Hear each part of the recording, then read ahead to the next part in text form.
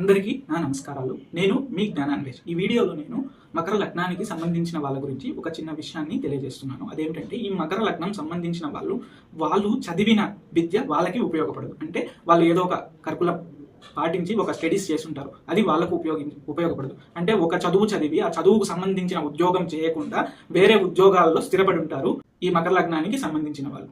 ఈ మకర లగ్నానికి సంబంధించిన వాళ్ళు వాళ్ళ పేరు మీద బ్యాంక్ అకౌంట్ ఉండకూడదు, వాళ్ళ పేరు మీద ఆస్తులు, చిరాస్తులు, స్థిరాస్తులు ఉండకూడదు. ఉంటే వాళ్ళకి అది సొంతం అవ్వదు, వాళ్ళు అనుభవించలేదు. కాబట్టి వాళ్ళ పేరు మీద బ్యాంక్ అకౌంట్ అంటే వాళ్ళు సంపాదించిన సంపదను ఆ బ్యాంకులో వేసుకొని వాళ్ళు దాని నుంచి ఆనందం పొందలేరు.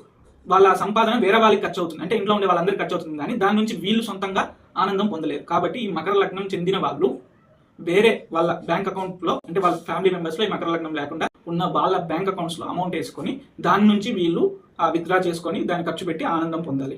మరో వీడియోతో మళ్ళీ కలుస్తాను. మీ జ్ఞానాన్వేష్.